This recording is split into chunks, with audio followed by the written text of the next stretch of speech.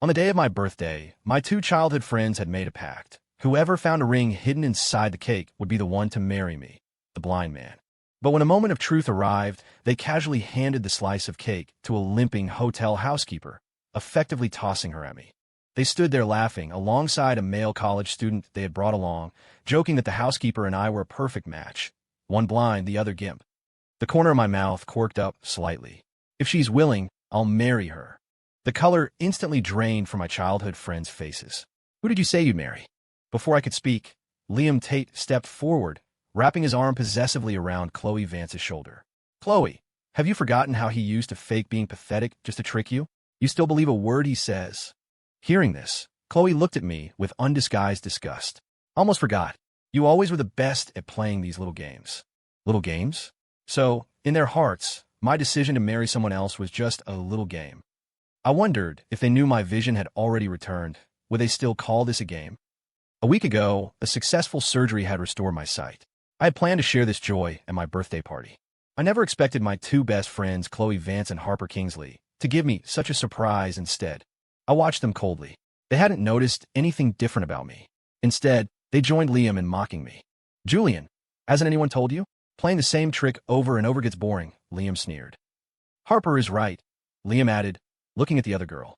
You didn't actually think you were worthy of Harper or Chloe, did you? Even if a blind man looks normal, you're still disabled, man, Liam continued, his words becoming increasingly venomous. I frowned, ready to teach him a lesson. Suddenly, the housekeeper who had been the butt of their joke limped forward. She raised her hand and delivered a sharp slap across Liam's pale, pampered face. We may have physical injuries, but our souls are whole, she declared, her voice steady. Unlike you. You look like a man, but you're spiritually bankrupt. Chloe this, Harper that. Haven't you been weaned yet? The housekeeper's righteous defense shocked me, but a wave of warmth surged through my chest. Liam was so furious he couldn't speak. He pointed a trembling finger at her. You. It took him a moment to form a complete sentence. You're just a cleaner. How dare you talk to me like that? Chloe and Harper were equally outraged. Who are you to lecture, Liam?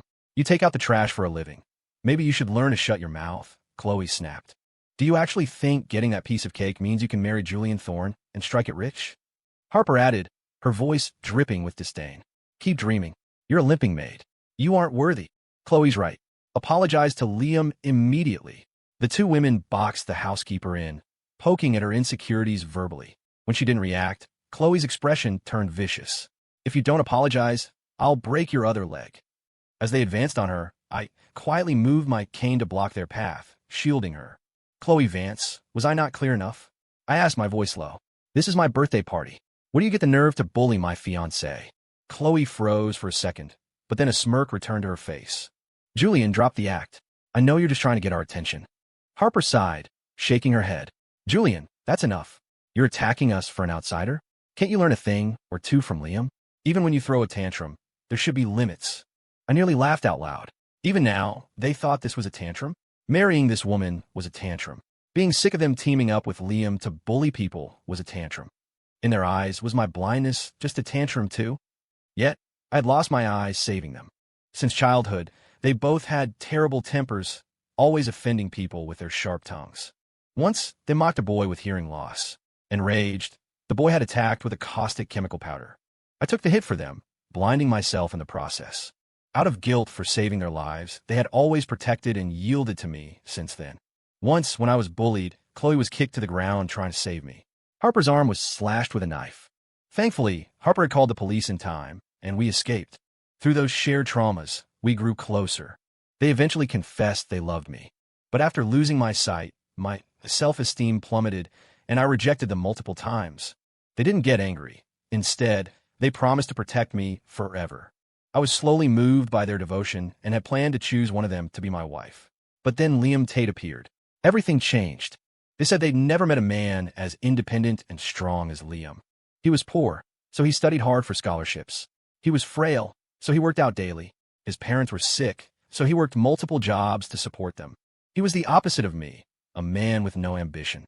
I thought they were just temporarily favoring the underdog. I didn't expect them to lose their moral compass entirely, to the point where they would humiliate me just to amuse him. They claimed they hid the ring in the cake because choosing between them was too hard for me, so they wanted fate to decide. At the time, I thought they were being thoughtful. Now, hearing their laughter, it just sounded piercing. Liam looked at me, his face smug. Julian, Chloe, and Harper are doing this for your own good. They're helping you. If that cleaner got the ring, are you really going to marry her? You have to learn to say no. You can't rely on Chloe and Harper forever. They can't babysit you for life. Looking at Liam's face, I felt nothing but contempt. Chloe and Harper forced this choice, yet I was the one being lectured. I wasn't allowed to keep my promise. Today, I was going to defend this woman, if only for her bravery just now. I couldn't let her be humiliated here. I'll say it one last time. I will marry her, I said firmly. I keep my word. Hearing the resolve in my voice, the three of them turned various shades of red and pale. My grandmother's arrival broke the standoff. Who ate the ring? Who was going to be my grandson's wife? I intended to explain, but my grandmother, who suffered from Alzheimer's, grabbed the housekeeper's hand. It's you, isn't it? My future granddaughter-in-law. The woman, who had been fierce just moments ago, blushed and softly said, Grandma. Grandma was delighted. She pulled the woman close and started chatting. How old are you, dear? What's your name? I am 20, old enough to marry legally. Grandma, you can call me Elena. Within minutes, Grandma took the jade bracelet off her wrist and slid it onto Elena's. This is the Thorne family heirloom. Wear it. You are part of our family now. That bracelet had been in the Thorne family for centuries. It was worth millions. Chloe and Harper knew exactly what it was. Their faces twisted in shock. Grandma's mind is confused. She must have mistaken her for someone else, Chloe said, forcing an unnatural smile. She'll have to give it back after wearing it for a bit. A cleaner doesn't deserve that. Harper nodded, her expression sour. Grandma is senile. That bracelet is probably a fake anyway. I laughed coldly. Fake? Since when did my grandmother wear fakes? I didn't bother arguing. I didn't want to agitate Grandma, so I led her and Elena to a private VIP room. Grandma held both our hands tight. Elena is a good child. You mustn't bully her. I smiled and promised. I know. If Elena is willing, I'll take her to City Hall tomorrow to get the license. The party ended relatively peacefully after that. I exchanged contact information with Elena. Truthfully, I only mentioned the license to make Grandma happy. But the next day, Grandma practically chased me to the City Hall. Under her supervision, Elena and I got our marriage license and took the photos. I whispered an apology to Elena. I'm sorry you have to go through this just to please my grandmother. Elena Glinket, who said I'm doing it just for Grandma. I'm doing it for my own happiness, too.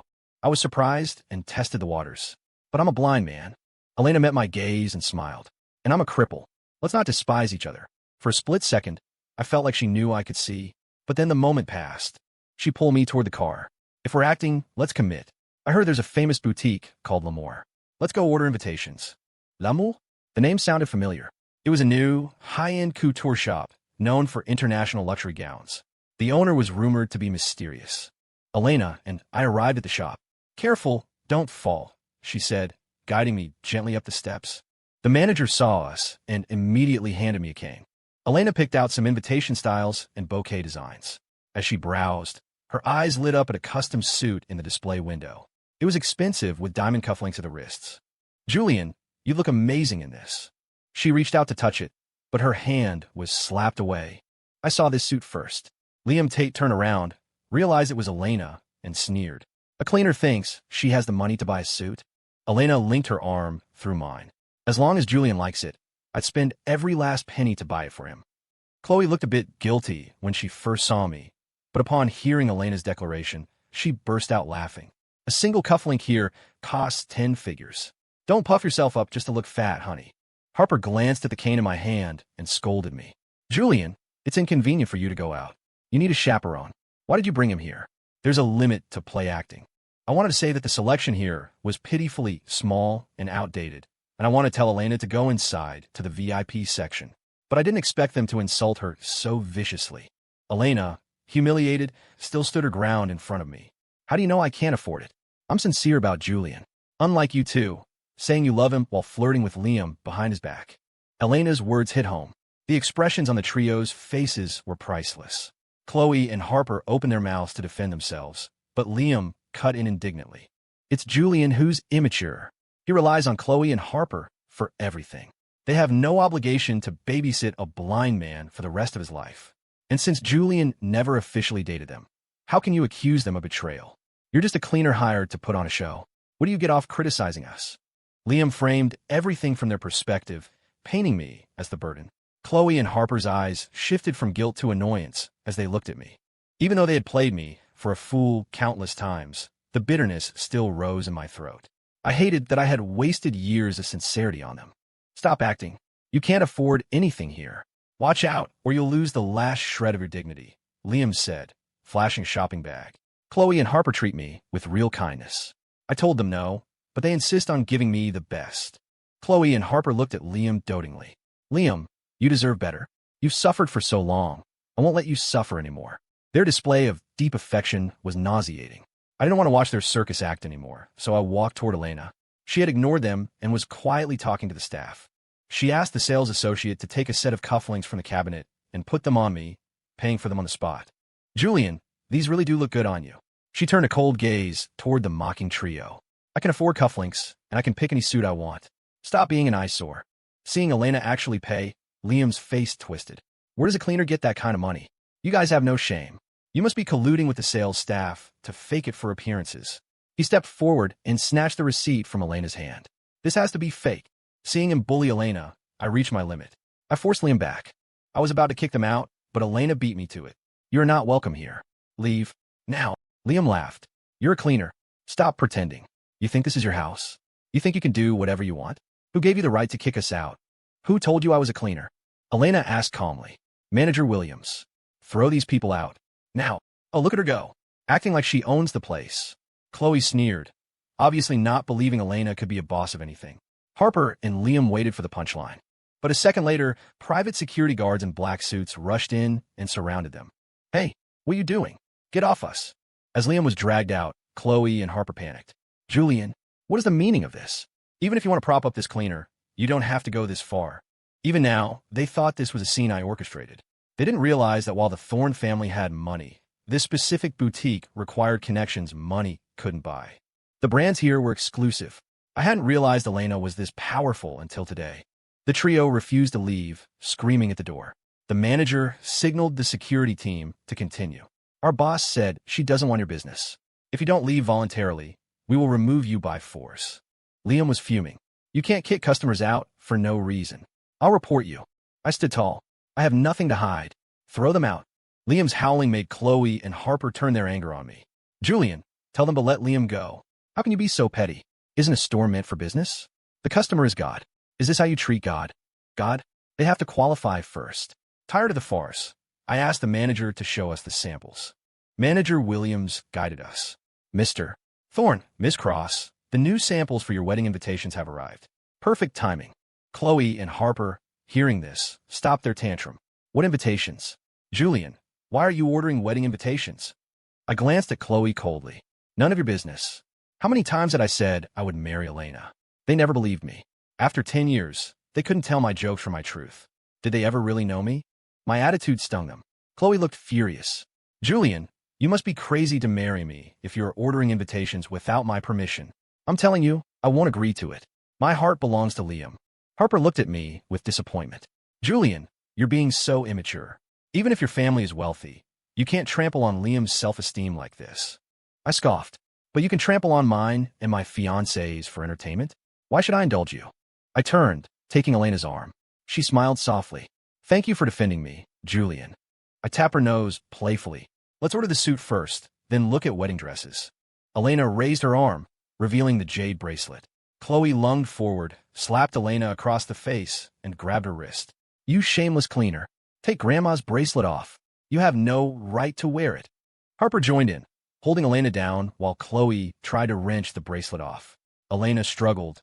The three of them locked in a scuffle. Chloe raised her hand for a second slap, her eyes full of rage. I caught her wrist and backhanded Chloe across the face. Hard. Chloe stared at me in disbelief. I glared right into her eyes.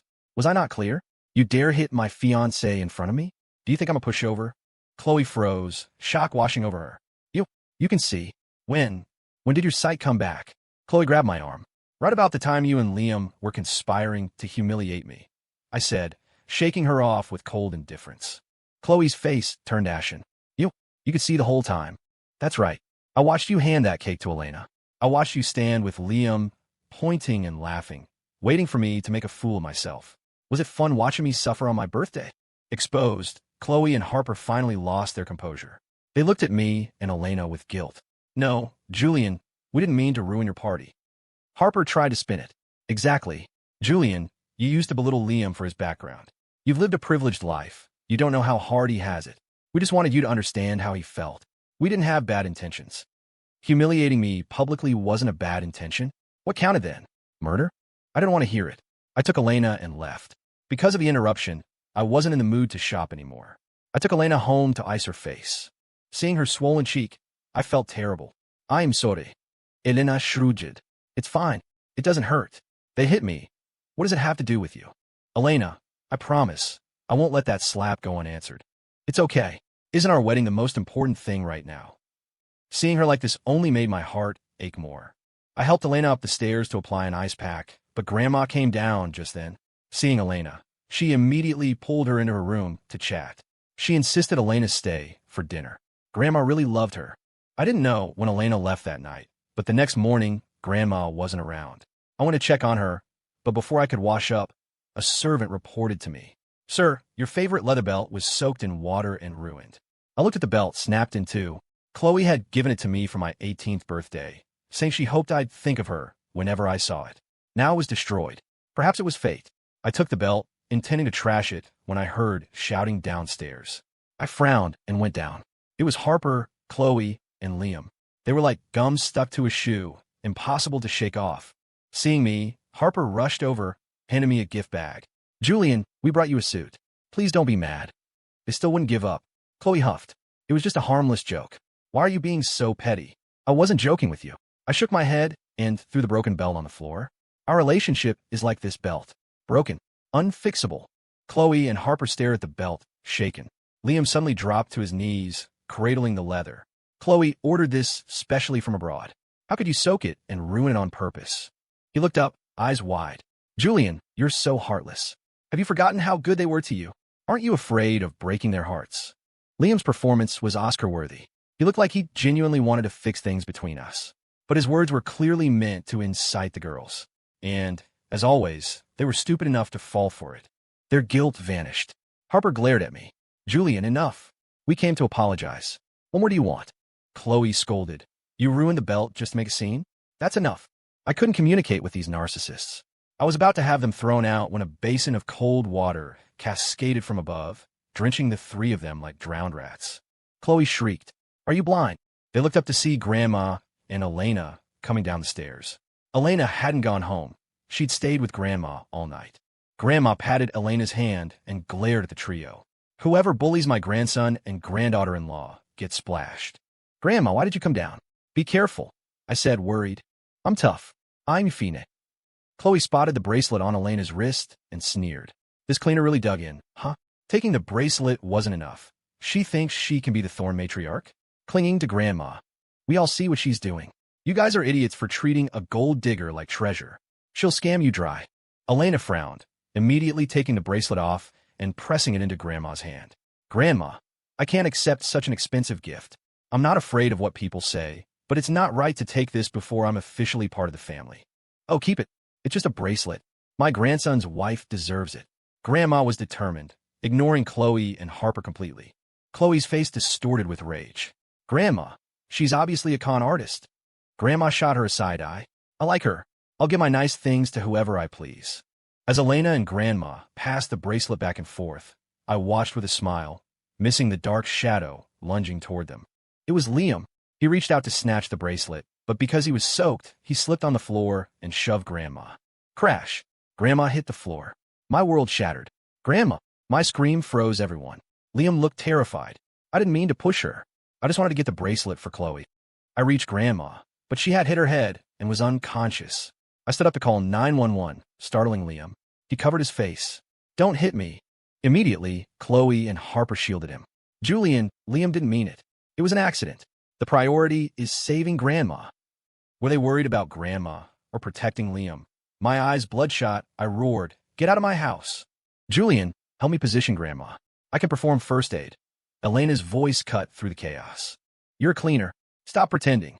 If you kill her, will you take responsibility? Chloe mocked. Elena's voice turned steely. I'm the chief of surgery at a tertiary hospital. I'm board certified. The recent viral cardiopulmonary surgery? I was the lead surgeon. Harper sneered. A cleaner is the famous Dr. Cross. Please. I saw you taking out trash. I was helping the staff. You assumed I was a cleaner. Still lying. Chloe started, but I shoved her aside. Shut up. If anything happens to my grandmother, I will destroy all of you. Elena's movements were professional and swift. Was she telling the truth? The ambulance arrived quickly. I rode with Elena and Grandma. I watched them while her into surgery, then collapsed in a chair. Elena looked at me confidently. Don't worry, Julian. I've called in the best specialists. We will save her. I waited 6 hours. Finally, Elena emerged. The surgery was a success. I hugged her, weeping with relief. She didn't react. I looked down and realized she had fallen asleep in my arms. I hired nurses, but I spent every free moment at the hospital. Elena worked there, so she visited constantly, treating Grandma like family. I noticed Elena's limp was disappearing. My leg was injured during a disaster relief mission, she explained when she caught me staring. It's healing. I wanted to help you treat it, I admitted. I just didn't know how to ask. I wanted to fix your eyes too. She smiled, her eyes reflecting my face. A memory flashed. Have we met? The Thorne Family Charity Foundation. I was one of the first beneficiaries. I met you at the gala. You told me to be brave. I wonder how someone so kind could be blind. I decided then to become a doctor and cure you. I remember my surgery 10 days ago. A difficult case, suddenly solved by a new lead surgeon. You let my eye surgery? She nodded. Cardio and ophthalmology are different worlds, but I coordinated the team. I had to repay you and Grandma. I shook my head, laughing. I had poured my heart into Chloe and Harper only to be betrayed. Yet a casual act of kindness years ago had saved me and my grandmother. I hugged her. Thank you for finding me. By the way, I asked, what about the shop? My brother owns it. I helped him with resources. He gave me shares. Simple as that. The Thorne family helped us get started. I was in awe. My phone rang. It was Chloe. I almost hung up, but I remembered their insults toward Elena. I answered. Julian, tell me which hospital. I'll bring Liam to apologize. Harper chimed in. Liam has had a hard life. Please drop the charges. Charges? I had forgotten. I had reported Liam for assault and provided the security footage. He was currently in jail.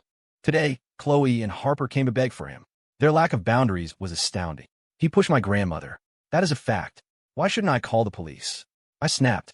You two better watch out, or I'll send you in there with him. Chloe exploded. Julian, you ungrateful jerk. Have you forgotten how he took care of you? We're asking for one favor, and you're being this stubborn. I cut her off. I think you're the ungrateful ones. You say you accommodated me, but have you forgotten why I was blind? I did to save you. Silence on the other end. Harper sighed. We know being blind was hard, but we sacrificed a lot too. Don't take out on Liam. You used to be kind. I'm kind of good people. I hung up. As for Liam Tate, he reaps what he sows. I blocked their numbers. A week later, Grandma woke up. When I arrived, the bracelet was back on Elena's wrist. Grandma held her hand. Don't let anyone steal this granddaughter-in-law of mine. I promise, Grandma. When you're better, we'll have the wedding. A month later, Grandma was up and about. She micromanaged the wedding planning, calling every relative. We booked the most luxurious ballroom in the city. On the wedding day, the city's elite arrived. I planned to introduce Elena to them, but they already knew her. Dr. Cross. They were eager to network with a famous surgeon. I rushed Elena to the dressing room. We have a wedding to attend, Doctor. She laughed. You're full of surprises. Those tycoons are your relatives. They're your relatives now, too. I walked my bride down the aisle. She looked ethereal in her gown. Guests whispered, she's beautiful. A perfect match for Julian. Heard she's a medical genius. We reached the altar. Just as we were about to exchange rings, a shriek shattered the atmosphere. You can't get married. I turned. Chloe and Harper, looking disheveled. How did they get in? Chloe knocked over a vase, pointing at Elena. We were just joking. Why are you actually getting married? Julian, stop acting. It's not funny anymore. I sighed. Chloe, you still think this is an act? Chloe's face crumbled. Why? You'd marry a stranger just to spite us. She isn't a stranger. She is my wife. I will spend my life with her. Chloe stumbled back. No. It can't be. Harper stood up, attacking Elena. She's just a cleaner. She doesn't fit our world. You're making a mistake, Julian. Don't ruin your future over a grudge. I couldn't understand them. When I gave them everything, they ignored me. Now that I was moving on, they were desperate to stop me. The guests murmured. Cleaner? That's Dr. Cross, the heart specialist. Is the Kingsley girl crazy? Chloe went pale. My fiancé saved my sight and my grandmother's life, I announced. I will spend my life repaying her. Applause erupted. Chloe wasn't done. I didn't mean to hurt you, Julian. You said you'd marry me. Please don't marry her. She wept. I felt nothing. She just hated losing to someone she thought was beneath her. Harper tried a different tactic. Julian, are you sure you love her? If this is just gratitude, don't do it. Without real love, it won't last. Harper was smarter. She knew how to manipulate. I felt Elena stiffen beside me, her palms sweating. She was afraid of my answer. I squeezed her hand. What's wrong? I'm just afraid that you don't really love me. Harper has a point. I smoothed her hair. You're usually so fierce. Why are you scared now? Of course I love you. I'm marrying you because I want to. Elena relaxed, her smile returning. She turned to Harper. Did you hear that? My husband says he loves me. Your plan failed. Grandma, sitting at the head table, waved her hand. Who let these idiots in? Security. Throw them out. Security guards rushed forward. Chloe screamed my name as she was dragged away. Harper gave Elena one last long look before turning away. The elders were displeased. The Vance and Kingsley girls used to protect Julian. What happened? They gone bad. We should pull our support from their companies. I didn't stop them. Their families' businesses only grew because of the Thorne family's backing. They bit the hand that fed them. That night, in our bridal suite, Elena looked at me apologetically. I invited them. I wanted to assert dominance. I didn't think they'd ruin the ceremony. I knelt before her. I guessed. Only my wife has the power to let people in. You're teasing me? I know you felt insecure. I support whatever you do. Under the lights, she blushed and kissed me. Then I should assert my dominance now, husband. We didn't sleep much that night. They said you weren't independent. Elena mused later. You seem pretty strong to me. Saturday came. Elena wanted to shop for furniture. Don't trust my taste? She asked. I'm just here to carry the bags. Elena hated jewelry, but I took her to the counter anyway and bought the emerald necklace I had reserved. Why do you always buy me such expensive things? Because you deserve the best. We walked arm in arm until we heard a familiar male voice from the next aisle. Babe, everyone has a Cartier watch. I want one too. I turned. It was Liam Tate. He should have been in jail. He was clinging to a woman in her 50s, a wealthy-looking cougar. The woman laughed, tapping her cheek. Kiss me, and I'll buy it. Liam danced with joy, kissing her cheek and then her mouth, right there in the store. The woman, clearly smitten, waved her card. Wrap it up. Thank you, babe. You're so good to me. Liam, you shameless leech. You're cheating on us with her. Chloe and Harper stormed in. They were furious. We spent a fortune to bail you out, and this is how you repay us. The older woman frowned. Liam, who are these noisy girls? Exquiero friends. No, just friends. I'll get rid of them. Security. Kick these troublemakers out. I watched amused. The cycle of karma was swift. Chloe screamed, Liam, rot in hell. You're bankrupt, Liam sneered. My lady here has real money. You can't touch me. Security grabbed the girls. Chloe resisted, and a guard raised his hand to strike her. Stop, I said, stepping forward. Hitting women in public? Bad look. The manager recognized me. Mr. Thorne. Of course, we were just escorting them out. Chloe looked at me with hope. Julian, you forgive me? Harper bit her lip. Julian, we know you cut the funding. We learned our lesson. Please. They still didn't get it. It's not a punishment. It's indifference. We are strangers now. I let Elena into our Rolls Royce. After that day, Chloe and Harper bombarded my phone with calls, begging for money or forgiveness. I blocked them finally. I took Elena on a honeymoon. I had completely let go of the past. I only wanted to spend the rest of my life with the person I loved. Story complete.